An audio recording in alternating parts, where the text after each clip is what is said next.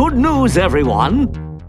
He is risen, and we are back. I'm joking, like God, Jesus, whatever's up there. I hope you can handle jokes and not. What if we get punished for bad jokes? Oh, I'm gonna be fine. Like we're dead. I'm dead. fine. I'm dead. Like not even bad. Like ooh, that's like God. Like literally judges you. Like, was this humorous or was this a stupid joke? Oh, I'm hilarious. So, looking, yeah. Hey, everybody, welcome back to the Bandit Radio Hour. We're here. It's Easter Sunday. Fun fact: campers are a Faraday cage, so I can't get electrocuted with inside here. So if it gets hit by lightning, I'm okay. Your truck's about to get fried. I was gonna say I better not walk out that door. Yeah. Your truck's been struck by lightning how many times? Once. Okay, once at my house. But I got struck by lightning in Crooked Lake. You did? Yeah, we were pushing the boat off. Bad storm. We were pushing the boat off the sandbar, and it hit. Where the hell's Crooked Lake? Lake Wales. Okay. And I hit like right by the boat, and me and another buddy were in the water and got like just a little spasm. Not just a little, like it like you felt it. Oh, it made us like both like fall over, like you just like you're like, and then. Well, I mean, like, what was it like? Was it like you got hit by a taser, or what? I mean, I've never been tased, but I would assume that like a hot shot on steroids. It wasn't like it blew you away. It was more like it was made you convulse. Yeah, it was just like a yeah. Okay, that's what. So it was like you got electrocuted. Yeah, but I didn't die. But it was weird. That's and cool. It was like, we gotta go now. Maybe another universe. And then we ended up just ditching, trying to get the boat off, and we just ran like laid down on the island, like laid down flat. It was a bad storm, and I was thinking like, oh, this is how I die. Oh, good for you. Happy you done, because you're here and you can put this shit on the internet. I know, but and I wouldn't have to deal with so much. Yeah, I know. By the way, dude, sometime in the near future, I'm calling a shot on the podcast. There's Saturday, you can like help me hang some gates. That's a yes. All right, cool. Anyways, back to the show. Everybody, welcome. Yeah, that was a hell of an intro. Dude, what'd you do for Easter? Did you actually hunt eggs? I didn't, but I'm at the age where I put out the eggs for the children now. And also supplied my niece and nephew with way too much candy, and I'm pretty content with that. We had like I went to my dad's side of the families, and we had like I don't know, there's like 10 older folks there, like and like grandparents and stuff like that. And there's probably like ranging from the age of 19 to me at 33. There's probably like 15 of us or 20. Then there's a bunch of the new generation. My daughter's the oldest at 8, and it goes down to my brother's new kid at like 1. But by the time it got like actually hunting Easter eggs, there's only 2 kids left. My daughter and her cousin Samuel, who's this badass little kid. Battle Royale? No. Oh. No. But it was more like all the people in our age group brought like huge baskets of eggs for kids to hunt. So there's like 300 eggs and 2 kids to find them. And I love how my brother Chris put it. He's like, I'm just going to go smoke a cigarette, walk in the corner, and dump all these. And just one kid gets the jackpot of finding them all in a corner. But no, one of the things they had that was cool was confetti eggs. And that was honest to God. Oh, those are hand grenades. No, not American specials. Oh, I mean, those will turn you into confetti. They will. But no, this is like it feels like a real egg. It feels like a real egg that someone like cut the bottom off of and literally like glued a piece of paper onto it. But it feels like a real eggshell. It's not. It's some other material. They just put a bunch of confetti in there. So I think what you're supposed to do is throw it against something and have it like break open and have confetti. But I just kept smacking my daughter in the back of the head with them and having it go psh and shatter on her. And she went to sleep with confetti in her hair. So. That's called a concussion. No, it's not that hard. I know what a concussion feels like. She did get sleepy on the way home, but it wasn't a concussion. Don't worry, that's fine. You starve a fever, you sleep a concussion. That's fine. They'll be all right. So yeah, talk to my boy. All right, hang on. So like, I can either talk to my son on the phone. I think I've talked to a little bit about this. Gonna nerd out for a minute. I could play Fortnite with him and talk to him, but when I play Fortnite, I go down to his age bracket. And I dress like the Doom guy and put on heavy metal music. I was gonna that sounded really wrong. And I go down to his age group and then I dress up and yeah, I do. Totally all exactly what I said. Get online, do all this, and it's awesome because I'm playing like my son's 8 or 9, He's like, oh man, this is really hard. I'm like, come child, let me go massacre 20 of them for you. He's like, oh, I'm really scared. And it's so not right, because in real life, it's me like going to a playground and fighting 28-year-olds. But the digital version of it's like, just, what a great stress reliever. Yeah, just going swinging on them. Just like when you walk in, it's like, I'm way better and overpowered. I am here to kick ass and chew bubblegum, and I'm all out of bubblegum. Yeah. And here's some heavy metal dude music. But so besides that, that's how I spent my Easter, and eating. All right, you know how you have like some family dinners? Not even some. I'm gonna say like a good amount of them. Growing up, especially as a kid, you don't like a lot of the food there. Like you only like. I'm still that way. I do not like. I don't care for Thanksgiving because Yeah. I'm like, I just want the ham and macaroni. Yeah, there's only like 3 or 4 things, and I'm real similar to that. But dude, this was what there was literally. I'm not crazy about sweet potatoes, and there was like a sweet potato pie there. I wasn't wild about. I didn't give it. Everything else was like perfect, and it was delicious. And that's enough Easter talk, but just it was great. It was awesome. What the hell did you do this weekend? Anything exciting? I finished mulching my blueberries. Finished mulching. Yeah, they're in. Yeah, I for all of you wondering why blueberries are expensive, it's because they're extremely labor intensive, and I can't wait to do it again next year because it's got to be done every year. Oh, the mulching does? Yeah. because it dries out, and then And yeah, the whole reason you put it there is so it'll break down and keep like regenerating the soil and. But Yay! how long will those plants last? Oh, like longer than me, hopefully. Oh, really? Yeah, like they've. Some guys are saying they've got like a blueberry farm, like 70-year-old plants. It's like a grove, like a little grove. That's cool. Yeah, That's it. I don't see. know why I wanted to plant something that would like be continuous because Yeah. citrus has gone to crap in Florida. Gone So to that's hell. basically why I settled on blueberries, and I don't even like blueberries, but You know, the citrus industry is like a really fascinating thing to me, and I don't really have any love affair with it like a lot of Floridians do. I grew up on the cattle side of things. And I can see, I'm not knocking anybody's passion. Yeah. But the citrus industry itself is such a weird damn thing unto itself. I mean, one, orange juice is a luxury. It's not like I found this out whenever the pandemic started and people were like clearing shelves, and all the toilet paper was disappearing along with everything else. I would notice it would be hard to get your hands on milk. It'd be hard to get your hands on steaks. God bless you, citrus producers, but at every Winn-Dixie, or the Winn-Dixie in Walmart, that was always filled with orange juice. Always orange juice and always vegetarian meat. Yes. It's not meat. Like, here's the thing about orange juice for me. One is that you grow all these perfectly good oranges, and then you send them to the plant where, like, dirty little secret, they squeeze all the juice out, and, like, ain't it mostly frickin' substitute? What you actually get in your orange juice, like nature own and stuff like that. Certain ones are concentrate and stuff where they like drain all of the water out and stuff. Yeah, and it's like things and filter it, but I'm not really sure. I'm not real specific on a juice plant, so I could have that way. Me neither. And even that out of the way. Let's say I'm completely ass end wrong like about that. The part that really blew my mind was, say it with me, everybody, government, like the subsidies. Yeah. And when I really got to looking. Like when I worked for the state, and I looked at how much money went to orange groves and all like, and don't get me wrong, like it would, in theory, in this like little vacuum you were looking at it, it's like this 40-acre grove was using a 40-year-old diesel engine for a pump that was like leaking oil, an old dinosaur, and was sucking up way too much more water than they needed. It's like, oh, they can get state funding for a newer engine that's remote controlled and is more efficient and reduces carbon emissions and all. And it's going to cost like $48,000, and the taxpayers are going to cover most of it. Or really, it costs like $70,000. The taxpayers cover $48,000. But it's like, oh, look what the good we're doing. It's like, but hang on, we're putting all this money into orange juice, and also, if the citrus producer like loses his crop due to some environmental disaster or something, like he didn't buy insurance, this is like every farming endeavor, but like the government will just come in with disaster relief and be like, oh, no problem, we got you covered, here's all this taxpayer money. Which I've heard minarchists argue like, well, if the government's going to do something, it's got to be that, so we got a stable crop supply. But I mean, it's like, what is that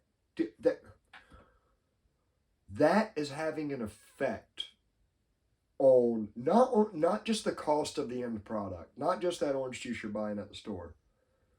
That is having an effect on the land value in Florida, what people are doing with their land. It's having an effect on the agriculture, what people choose to grow, because, well, there's more, it's easier to grow oranges because if more stuff goes wrong, government will cover your ass more than it is. And it creates this whole, like, it's almost like, bear with me for a second.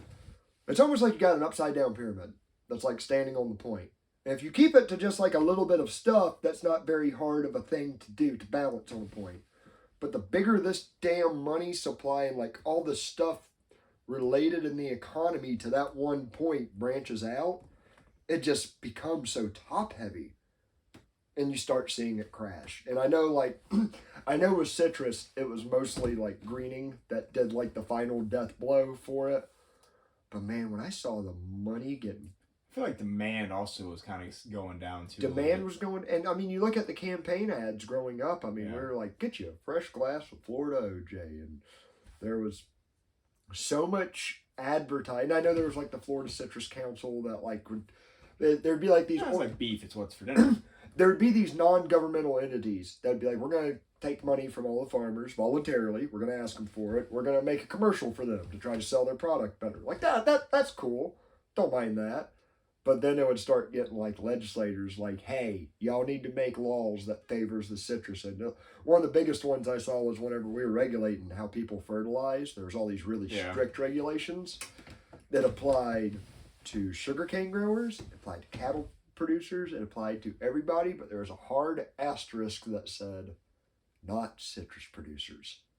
Y'all are exempt. Because we all know if y'all went by the government standards, y'all wouldn't be able to grow oranges in the first place. So y'all are exempt. Put out as much fertilizer as you want. I'm like, don't get me wrong, I don't. That's why I really hate these illegitimate rules. It's because if you just got money, you can go around I don't feel like we should be picking on juice on Easter. Nice night. What homonym? Is that a word? I'm not sure what it was, but it was one of those things my daughter's gone over recently. So yeah. Anyways, government subsidies, hate them, and that's a big part of it. Just a lot of money wasted. We got into that somehow. Your blueberries, nice. Way to go. I didn't get any government money, but no. So, okay, we got to give an update to last week since we're going into just a little bit of conspiracy theory territory. Turns out we're going to start getting a lot deeper because things are just a lot more possible, it seems. I would have said, like, what the stuff I talked about the other week, like giants and all that. Like, I had a really embarrassing moment as a child. One Easter, I think it was Easter, actually. We were all over at my uncle's house on my mom's side. Everybody was gathered around. I think this is when Facebook was new and you could kind of like look up some alternative thoughts and stuff on there. I don't know if you remember when we were in high school, there was this big thing like a blood moon is coming. It's like the second one in a year. And I know you should never Google blue waffle. No, yeah, it was about that time. It was about that when you're finding that stuff out. If you don't know what blue waffle is, give it a Google. Find out for yourself. I wonder if it's been long enough where the next generation doesn't know. That's why I wanted to throw it out there. And the boomers listening. Have fun, guys. Figure out how we got so smart so quick. You learned or died? No, but I remember like reading about this, and it was like in the Old Testament it prophesies there's like 2 blood moons a year, yada, yada, yada. It's bad. Bad news. That's a sign of the end times. I remember feeling so damn full of myself at like people are making small talk, and I just go, hey, y'all hear about that stuff about the blood moon? How if there's 2 of them, how it's going to be like the end of the world? That's what the Jews and all them predicted. I remember like everyone like, very nice, Josh. Anyways, like what's hard turn away. So, and I like it would be like a couple of years later, I'd look back on that very idiotic statement I made that wasn't recorded on the internet, and I'd be like, what a dumb thing I said. I was very wrong. Possibly. Oh, that's a soundbite. Yeah. I was very wrong, possibly. So, I kind of keep that in the back of my head when I make these hard claims or I'm speculating on stuff or stuff like that. And one of those, like, the stuff I said last week about like Nephilim and giants and dog people, like stuff. Was it 2 weeks ago? But probably both. Yeah. It's probably It's somewhere in the ballpark. I've talked about it quite a bit. It's like really fun for me to speculate on. As y'all heard, like how. Don't get me wrong. I believe more this guy recording this shit got this wrong than what the entire government university apparatus has been hiding a island from us the whole time. Like that's such a grander leap than this one guy was either shit posting or lying or what was it? How long ago? Japan found they had like how many 1,500 more islands or 400 more islands they didn't know about. What was it? I have no idea what you're talking about. Oh, you're speaking about like hiding islands? Japan found like 400 more islands. Really? Yeah. Well, my phone's on the record, but I'll show you. The Japanese Empire like discovered. Yeah, like they got all the all the little Okinawa. Is this like in World War II? Is this? No, this was like this year. Oh, they found a crap load more islands. Interesting. Yeah, because they finally had like some like more aerial imaging actually done, satellite imaging. They found more islands. You know, it's like one of those things. Like I hear a statistic I've heard thrown around a lot growing up is like, dude, you know how mysterious the ocean is? Like we've only discovered like 4%. Well, now we found a second ocean, so that's why we're on like the finding things. Okay, side note to the side note. Second ocean, lay it on us. What exactly is that? And the science has confirmed that there's an ocean beneath the ocean. It's like a super ocean. It's underneath the crust. It's like more water down there. In the little bit I read, it was like there's this quartz kind of material that's. All I know is we need Brandon Fraser to go check it out. Why him? He's got back. Journey to the Center of the Earth. Oh, okay.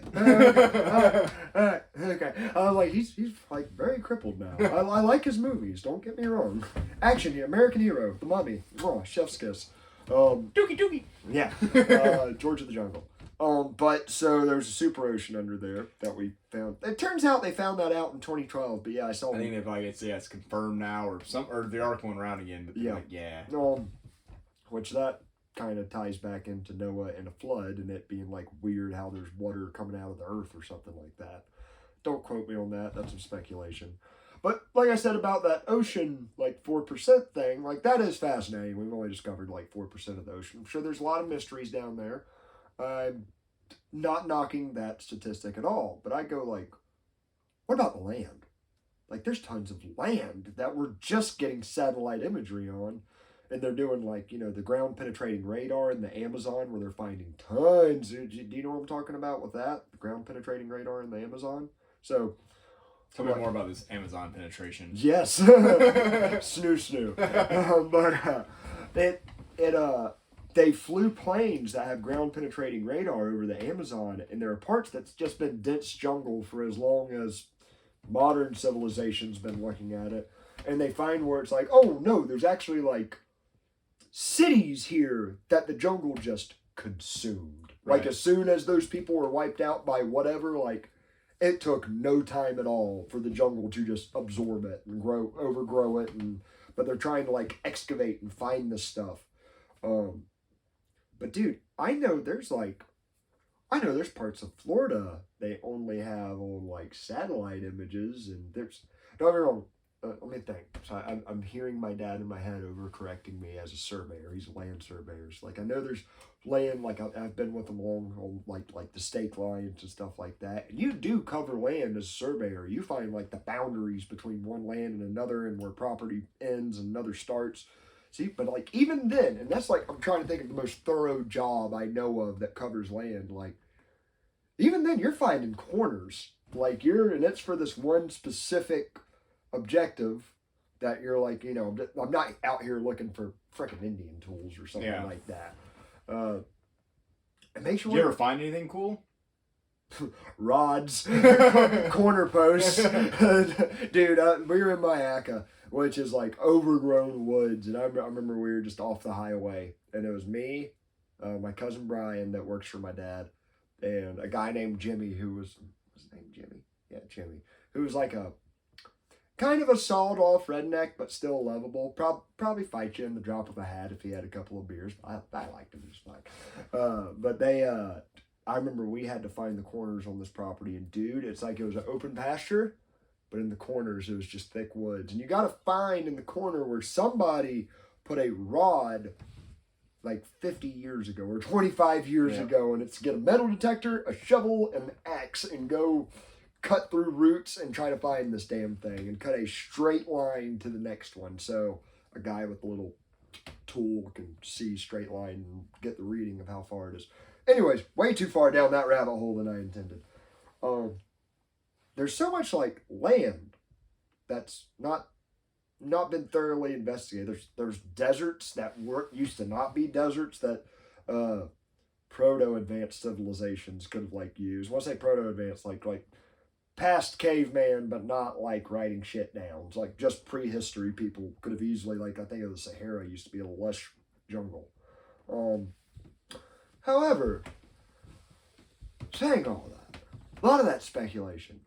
But then Merce Boy tags me in something on Twitter that because I was scared.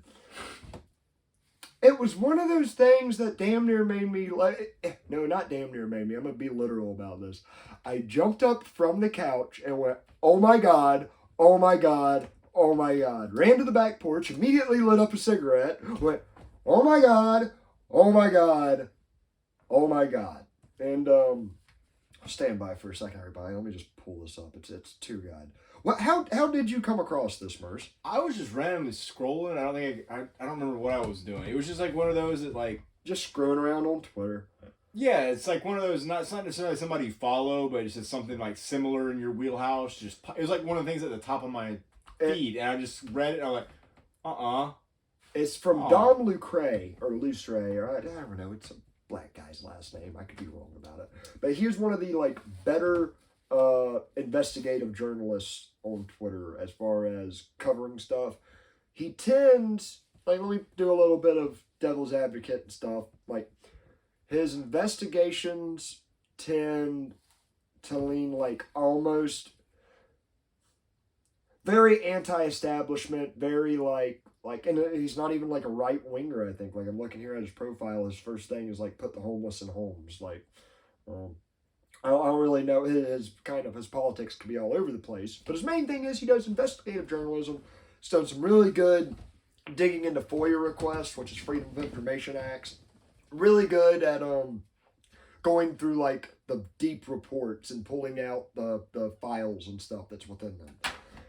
So Merce found this and shared it to me. I follow the fella. And one of the things he reported on was a FOIA request. What was it specifically, Merce, for the... I'm sorry, I gotta go back and pull it up. It was... okay, here we go. Let me quote him. Quote from Dom Lucre.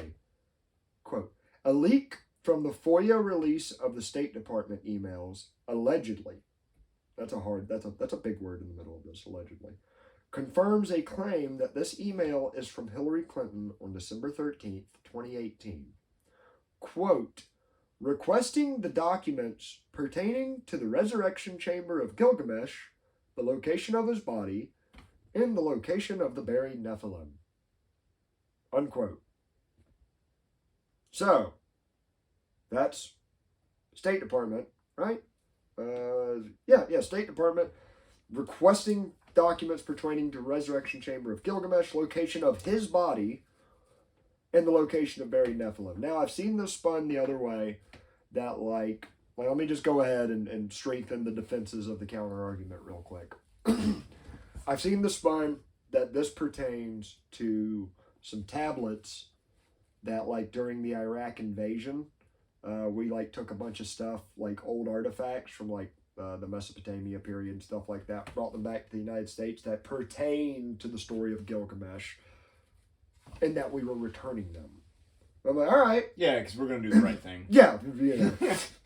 We just got done bombing the shit out of your country. Here's your statues back. We're ethical. Pretty sure I saw an Abrams tank cook some things, ripping them to... Oh, that was Hussein, so I mean, No, I'll say this, like, it's really it was on Joe Rogan. I'll never forget watching it. He had, can't remember the fellow's name on there, but they had video. It was when ISIS was taking over. And you don't hear about them anymore. But you do hear about the Taliban's public relations department on Twitter, which I freaking love. It's legitimately the Taliban's public relations department. And you see people tag them like, hey guys, how'd y'all do fighting the U.S.? They're like, it went pretty good. But anyways, I digress. This stuff. when ISIS would like take over, like, dude, there's videos of them just like going to a museum with sledgehammers and just destroying 3,000-year-old statues from like the Egyptian dynasties. It's like, you're deleting history. You bastards. Like that like infuriates me. Like you're making us forget more. Yeah. Regardless of how you feel about it, like you don't realize the significance of that. Yeah, that's cool. And that's specifically ISIS, because I know there's like there were Muslim occupiers of. I guess they like to live in the is rather than the was. Under Allah. I think that's the main thing. But no, you know, something that blew my mind. I remember our Coach Langham teaching us this, that whenever the Muslims first took over Palestine, like in 1100 AD, maybe 800 AD or something like that, there were like different sects of Christians and Jews living there already. And someone was like, should, we kill them like we do the Indians and all the other people? And they're like, nah, they believe in the same God. They just got it mixed up. Tax them more. Don't kill them, just extra taxes. And he said, ironically, a lot of Christians and Jews were like, I'm Muslim now. Praise Allah.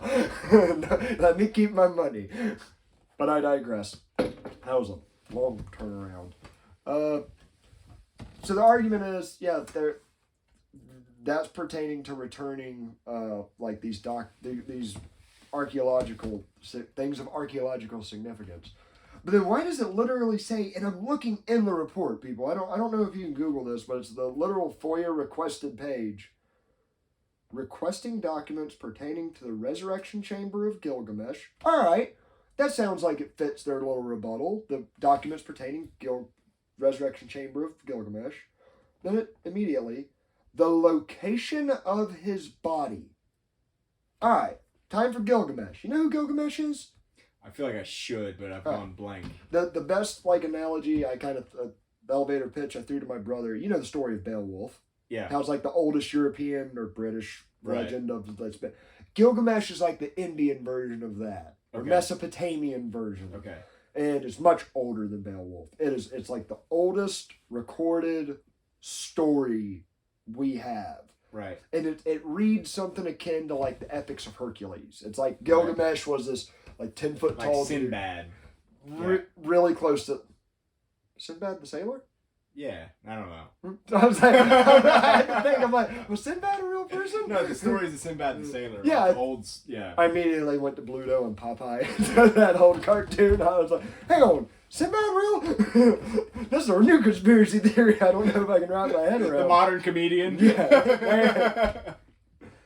Comes full circle. But no, so Gilgamesh is like this great warrior that can freaking punch lions with one hand and rip their head off and does all this badass, like digs a river and moves a mountain. And so basically every Bollywood hero. Pretty much, he's like the original. And why are they requesting documents for, quote, the location of his body and the location of the buried Nephilim? Like, that's right. And unless this is a magnificently fake document, which he gives the link to the government website to look it up. I mean, it would have to be incredible leaps to... Since I've seen this, I mean, like I said, my doubts about all these conspiracies was that it's kind of like Occam's razor. Like, it's so difficult to explain how you would hide this. Like, my brain thinks of some weird shit. I can't even begin, like, all right... Dog-headed people, what? Do you divert world traffic away from an island that, like... Okay, well, now that you said that, I did have this weird, mental thing, article I read. There is an island off the coast of India that no one's allowed to go to or fly over because supposedly there's an indigenous tribe that's never had contact with humans, and the last time somebody did, it murdered them. So I've heard of several places like that. Now but there's a couple islands. I know there's one off the Amazon. I know there's... So, I mean, there is some stuff that's out there that they just mark as like a biohazard zone. Yeah, you can't go to. Nuclear testing or if you did, or if there is, or if you didn't want somebody to find it, you just wouldn't put it on a map. But yeah, that's like, and you just have the travel lanes. But all right, even that makes sense on one level, but on the next level, how many people does that take to keep that a secret? How many people does that, you have to get, You would have to get some kind of map maker in on it. You would have to get the same people that have satellites and Google Maps in on it. Yeah, it's just you would have like it, and that's where like the somewhat rational people that are still watching and listening and haven't completely abandoned the show. My mind does the same thing. Y'all's like, this is. Yeah, there's like 3 people already like, these guys are crazy. Yeah, that's too much meth for one episode. Just black coffee. Guys, the satellites are just listening through my teeth. That's it. But for real, like that's always been my. When I heard people say 9/11's an inside job and they bring up a lot of evidence, that's my main argument is that would take so much. That would mean the retard George W. Bush and Condoleezza Rice and so many security personnel and low-level people, and like there would have to be actively, I'd imagine, like at least 1,000 people who are like, I know I'm going to go kill innocent Americans, and I know the devil behind these details, and I'm willing to do it. That's really hard for my brain to accept. I believe people could be tricked into that. Like, I think I'm killing bad guys, so I'm going to go. But ever since I've read this, and please, someone out there, for the love of God, please show me what we're wrong. And the about creepiest this. thing to me is that you had just talked basically about that the week before, and it was like... Guys, this is like the 4th or 5th thing. Like, I talk about it, and within a week, Merce finds something pertaining to it. It's weird. I don't enjoy it. If that's true... Hey, just stop. Just stop. Just stop. Hang on. You gotta. He told me something before we started. I about pissed myself laughing. Speaking of Nephilim, tell us about your introduction to this idea that they even exist. Okay. So the first time I heard the word thrown around, I was like 13. Or, give or take. I was young. My dad is like watching some crazy documentary thing on the History Channel, and they're talking about Dickie Mercer. Yeah, they're talking about the Nephilim and the stuff. Anyways, I'm sitting there watching it, and I can remember seeing like they show like the crazy images or the paintings and Hang on, I know I'm running over you a lot. Let me pause. I think I've seen the same thing, and it's like a crazy hour-and-a-half long documentary of like showing misshapen heads. They got like double sets of jaws, like 2 rows of teeth, like sharks. Talking about how Nephilim are like maybe have extra limbs. Yeah, like it's really like monsters that used to walk there. According to this like old 1 a.m. History Channel documentary, right? Yeah. So, anyways, this is what's just playing. And your formative mind is watching this. It's just getting my mind just You're blown. Sheltered. Yeah, sheltered. Like, your moral, oral, yeah, veggie-tailed mind. Oh, so I'm like saucer-eyed because they're talking about the Bible, and you're just like, oh no, this all has to be true. Well, anyways, and I think like that day or like later that week, it's we got to go get my hunter safety course out of the way, because. So we got to get that done. So we go Gotta go get that government permission slip. Go down to Port Charlotte, and we're sitting there in the class where I'm sitting there with my dad. And we're sitting there going through the course, and it was probably like 10, 20, like I don't know, halfway through the middle of it. He taps me on the shoulder, and he's pointing, trying to get my attention, and he's like, look over there. And hang on. So you're trying to pay attention to the gun safety course. Oh yeah, because I'm a good little boy. I want to pass this thing. You might be a good American. I don't want to fail and make Daddy not proud. But your father, who cheated off me during the test later, by the way. I've said it 3 times. Your father is early, Kyler. But anyways, taps me on the shoulder, points over to this other child that's there, probably clearly his father, who is. And I'm not trying to pick on a kid. An odd-looking child, skinny, lanky, kinda... Is he obviously special needs, or does he just look like a really special goofy needs, kid? Like he got stuck in the womb being born, kind of like the egg-shaped head, a misshapen head. And he just taps me on the shoulder. He goes, "That's one of the Nephilims." Right there in the middle of... And the fear. And I spent the rest of the class. Oh my God, they're real! Looking over my shoulder, not necessarily that they're real, but just questioning everything. He was in a camo hoodie, and I remember it. And I was like, they're hiding among us. That's my mind. What I was like, oh my gosh, she was right. They're among us. And ever since, it's kind of just been in the back of my mind, but I haven't wanted to admit it. Daddy's been wrong about some things. Daddy wasn't wrong about that. And it's come full circle now. And I'm just picturing. I can totally see your dad. I know what he's wearing. A buttoned up, pearl snap, tucked in shirt with one of them old 90s. Well, it'd be a 90s trucker cap in the early 2000s. yeah. Boy, see that over here? He's like, yeah, because he's like, you remember that show we watched? He's like, it's one of them Nephilims. Nephilim. And he's just straight pointing, like, doesn't give a shit. There's like in the middle of like the class, all the other people. The boy's daddy's sitting right beside him. I can't figure out if you're. But I couldn't disprove he was right. It's a weird shaped kid's head. He sold it to you so well. Your dad walked such a fine line between the greatest and worst dad that ever lived. Like, I hear this stuff and I'm like, how horrible. But yet, look at Merce. Like, We kept things interesting. I don't know. You're here with me, so there we go. But they're real people. I saw my first Nephilim when I was 13. 2 rows of jaws. He didn't need braces. That's just how it was.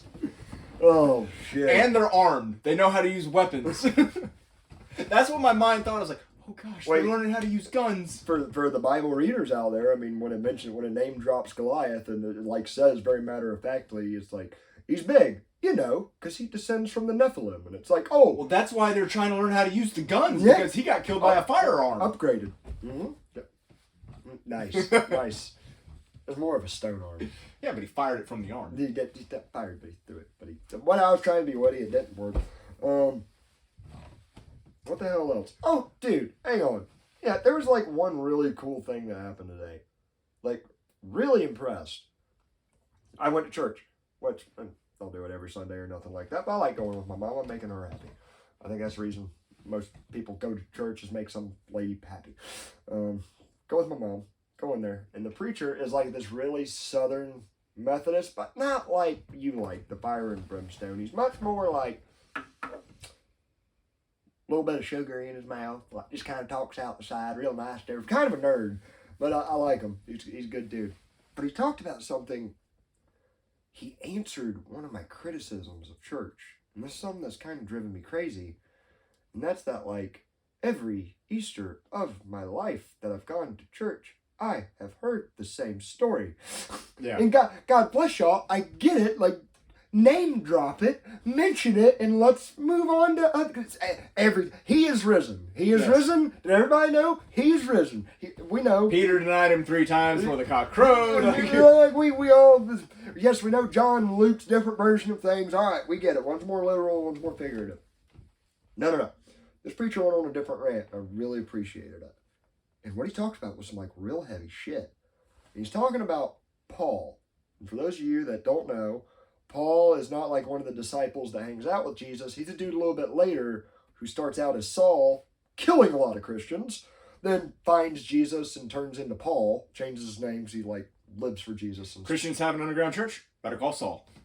Nice. I like your autism. Title. No, but he. So what he? I think it's in 1 Corinthians. I'm not going to try to quote the scripture or verse.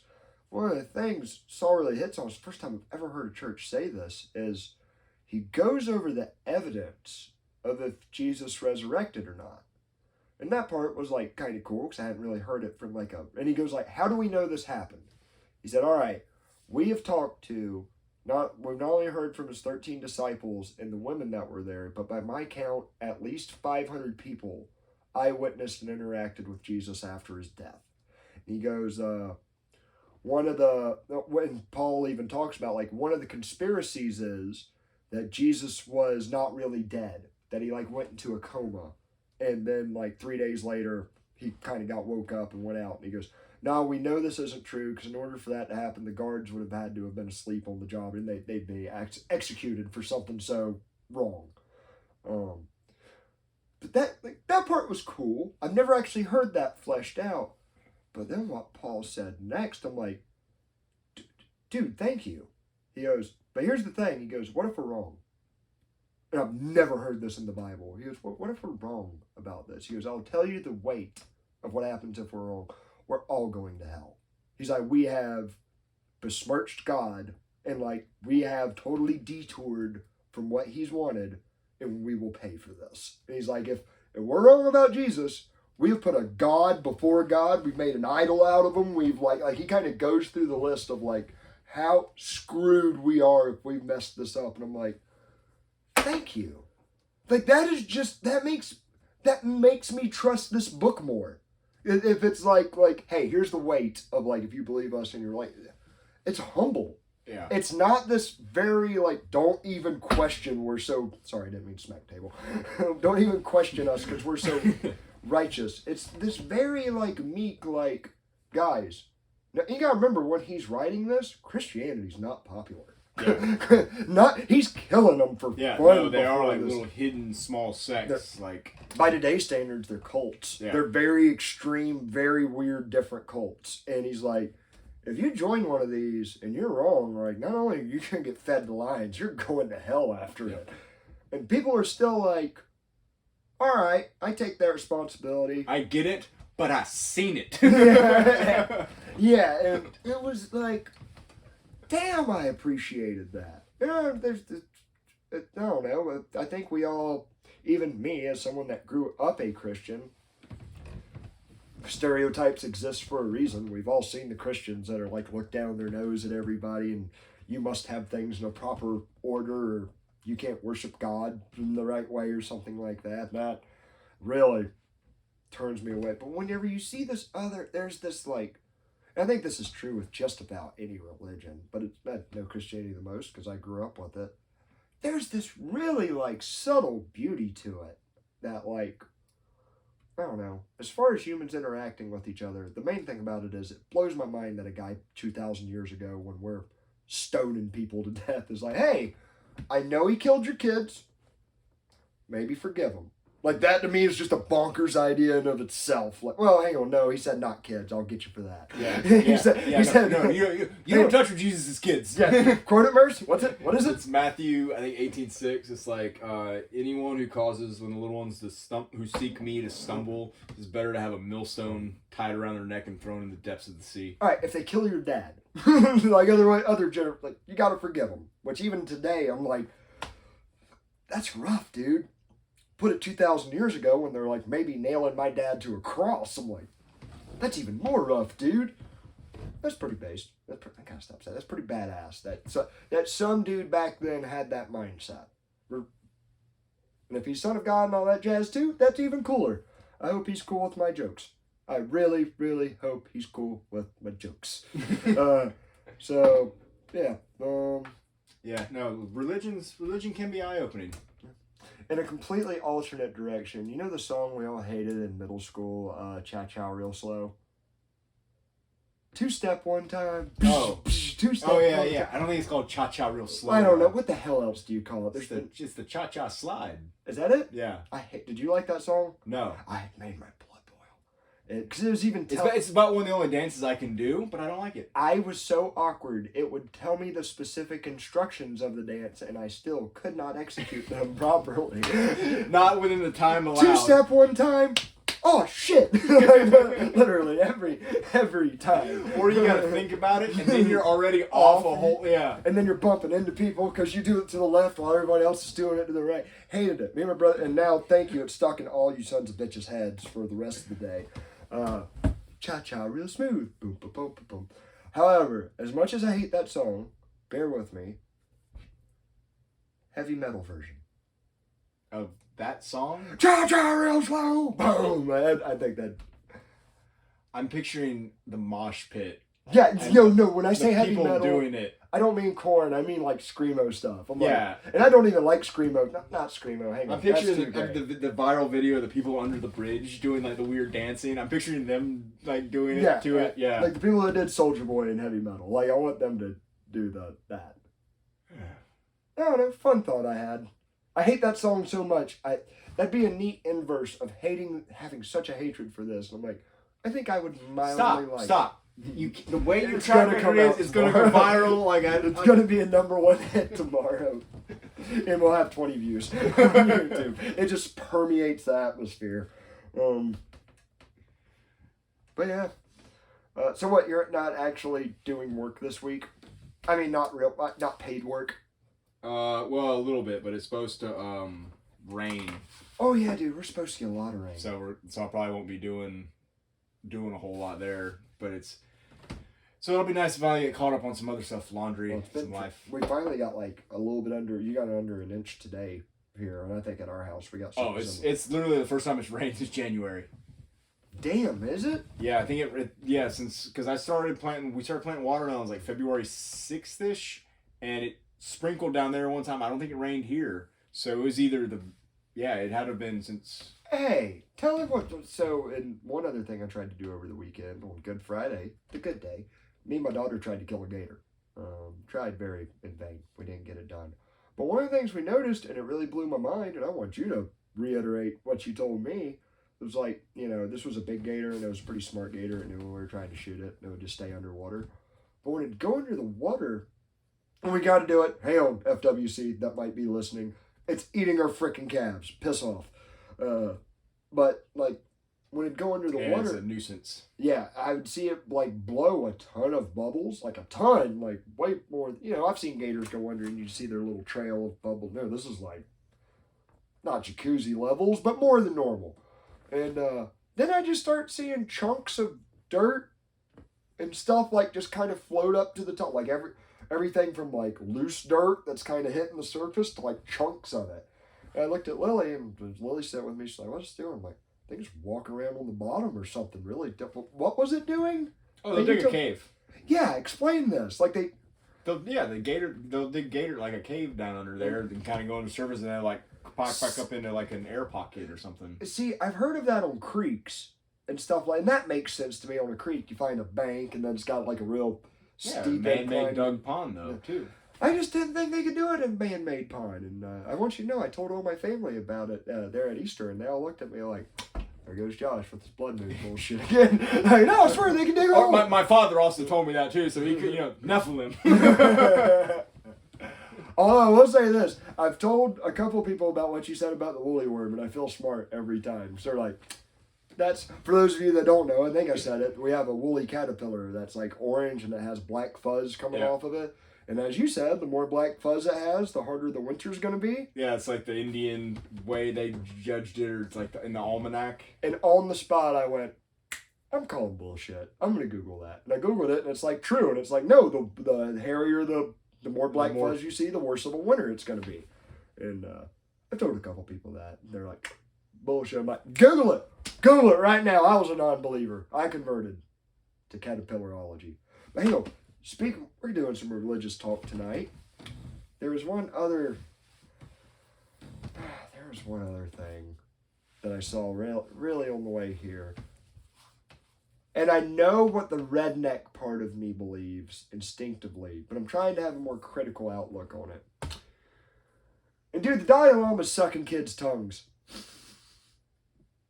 Yeah. We saw the video right before we started. And for those of you that don't know who the Dalai Lama is, he is not like the Pope of Buddhists, because Catholics have like a strict adherence to the Bible. Bible. Like a spokesperson? It's something. It's supposed to just like represent it. Yeah. But no, dude, it's this video going around of like on the Twitter box, and he's trending. Good for him. Note to self: I never want to trend because 9 out of 10 times it's not. I was gonna say it'd be cool if we did trend, but it won't be good. Florida man, da da da da da da. But no, he bring me back. Where were we at? He's sucking a kid's tongue. Sucking kid's tongue. Thank you. Yeah, it shows the Dalai Lama, and he's like sitting in a conference, like it's being televised with other llamas, with other Buddhists. Like, are they llamas? Llamas? Are they all llamas? It's not a flock of llamas. I mean, is it a herd? I don't know. It's a herd of Buddhists. It's them people in the orange. Would they be Budai? Anyways, it's them sitting around, and he's sitting with like, I don't know, was it like a 10-year-old kid on his lap? They're on the table. Yeah. And they're like sitting and staring at each other. And then he says, in very plain English, please. When you show me the video, like, yeah, they first do like a little kiss thing and like lean back. It looks like just some regular. So my first thing, like, I wanted to give the benefit of the doubt because I was like, no, not the Dalai Lama. It almost looks like a Biden, like just weird, creepy. It's like, yeah, that's a little weird. Like, but nothing you should like get upset about. And then he leans back again, and then he looks like he's got a little boy crush on the kid because they're like sitting there shaking, like looking at each other's eyes, and then he's like sticks his tongue out, and he's like, suck it. And then, suck on my tongue. He says it in perfect English. Yeah. And the kid leans forward and they get really close face to face, and then the video cuts, and it's all right. We're getting knee deep in this. Ew. Just like the kid was on the Dalai Lama's tongue. Ew. Just ew. First of all, yeah, ew. All right. I read the comments, and there are some seemingly people of other persuasions who are claiming that is a Tibetan, or that, like, in that culture, that could be a sign of affection, or like they don't. I googled they it. don't look at it. Sticking your tongue out at each other is a sign of respect. But that's as far as it goes. There ain't no tongue sucking on the Google box. At least not on that. Or not telling children to suck. Not mixed with Dalai Lama. Llamas. I mean, regular llamas spit on people, but you don't. It doesn't go the other way around. You don't. Yeah. Not. Because it's not even spelled that way. As he found out. That blew my mind. I knew I thought it was, yeah. So I don't think that's a cultural thing, and it's like, dude, and all right, let's put one more nice little bandit twist on all this. Thanks to the wonderful communist, Caitlin Johnstone, who's a communist but an excellent investigative reporter. Merce, let's just say, before this news of tongue sucking, what was your impression of the Dalai Lama as you've seen through American media? I mean, just like a weird little Buddhist. Some old peaceful guy. I mean, I think I was a little bit more into international stuff than most I always thought people. it was weird because I didn't really know what he was, type thing. But I would have always thought, and I'd say, like, compared to other like I said, I did it earlier, but like I said, voice from, I think he was on The Simpsons, like the Dalai Lama. Yeah, and that's like where my mind. It's the only thing I've got. Every depiction I've seen of him, I think there's even one King of the Hill that he's in or something like that. It's he's a peaceful old wise man that knows a lot and very meek and kind of guy that might like sweep the ground while he's walking so he doesn't step on any bugs or all that like real high-minded shit. And why am I speaking so derisively about that? Because it just happens to be a coincidence that Miss Johnstone brought to our attention that he's been on the CIA payroll since the 50s. Well, not him, not that one, but the Dalai Lama before him. And how do they? Is it like the Pope? How do they pick a llama? They race them. Is it a petting zoo? Oh, it clearly is a petting zoo now. Yeah, true. But it's like, yeah, the CIA, as it's like declassified, the CIA's been paying this position $15,000 a month, American cash. For what? Who knows? But he just happens to be depicted in nothing but a positive light in American media. And oh yeah, when we were growing up, there also just happened to be the conflict of interest of China taking over Tibet, which, don't get me wrong, I don't like the Chinese government. But I even remember in Simpsons episodes, it was so free Tibet. Lisa Simpson calling on the phone, free Tibet, and like you couldn't mention Tibet in China. And like, don't get me wrong, bad stuff probably with the Chinese coming in taking over Tibet, but there's always the signal of this is America's business. Look at these people in this bad condition being oppressed by this foreign government to them. Our foreign government should step in and help and make a lot of money while we do it. And it's... If nothing else, I mean, this is good for the Catholic Church, right? Because they can just be like, see? It's not just us! It's all these powerful positions. Dude, here's something. And when you get in the conspiracy realm... We're going to need a lot of millstones. Yeah. Dude, when you get in the conspiracy realm... Let's just throw this out there. The really popular group of people to point to... Usually the Jews. You just like 2 pages in, someone elaborating to the Rothschilds funding them or the Palestine Project or the Balfour Declaration. Like, and I'm like, hey, there's some evidence for the shit y'all are talking about. I go, same guys what about the Catholic Church? And they're like, no, I'm Catholic. Come on. And I'm like, The Vatican. the Vatican. Look at that. They have their own legal country that's specifically their religion. They have, throughout history, been the largest landowner in the world, controlled multiple governments on multiple sides of multiple wars, including as recently as World War II. The Pope divided up South America. Dude, there's like so much stuff with the Vatican now. I'm like, dude, all right. If this, hypothetically, if this Nephilim or other shit is like true, if it is, and it's being covered up, and I had to point to a group that has invested interest in covering shit like this up, it's probably the group that has the largest religious and historical artifact collection in the world. They also plunged Europe into the Dark Ages for how long? Yeah. Oh, they can read. That's not good. Yeah, let's keep these serfs in power and and like, don't get me wrong, when I say the Catholic Church, I'm not even, of course, like all groups I mentioned, I'm not knocking the frickin' practicing Catholics and and like the good Mexicans I know. Yeah. That's the only dude, I went to Kentucky, white people were Catholic. It blew my mind. I'd never seen it in my life. I'm like, you ever seen a white Catholic? not like I did in Kentucky. I remember going up there and I was like, Catholic Church? Catholic Church? I remember even saying, I was like just out of high school, and I said to Mr. Bickett, it's KFC, Kentucky Fried Catholics. I literally say to him, like, man, I do not see a lot of Mexicans here. And he goes, why the hell would you? And I'm like, Catholic Church. That is no South Florida. I mean, I was just being honest. I'm like, I don't see a lot of Mexicans. Where do y'all keep them? Where's the migrant housing? And he's like, don't go to Walmart on Sundays. And he's like, why the hell would we have them? I'm like, all the Catholic churches. He goes, we go to those. I'm you like, know damn whoa, damn well they're not in Kentucky. And it was purely ignorance. It wasn't any hatred at all. But I'm like, hell, make this make sense to me. Y'all are white, and y'all go do the kneeling and the standing and the speaking in Spanish. She's like, no, they speak in Latin. I'm like, tomato, dude. It's Latino, Latinx. I didn't know y'all were that progressive in Kentucky. Whatever, dude. Y'all are ahead of the curve. I was so lost. They're cool people, but that was such a... I'm like, y'all aren't Baptist? Make this make sense. No. What in the Daniel Boone is going on? We listen to Italians around here. Like, what? In Kentucky. Yeah. And this, south of the Mason-Dixon line. What?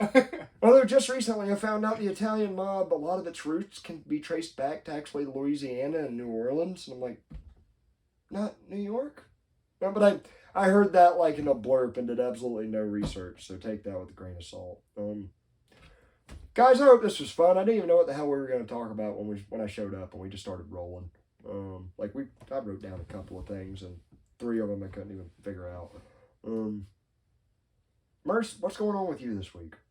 Let's do it. I'm hoping I don't find anything related to what we talked about going forward, dude. However, I will be Googling how they picked the llama, because... I want to know. I have such an interest in Buddhism. I feel like they get the little kids and they pin the tail on the llama. Pin the tongue on the llama. God, what? That's gonna be a Bandit Radio Hour childhood game. Look out, Hasbro.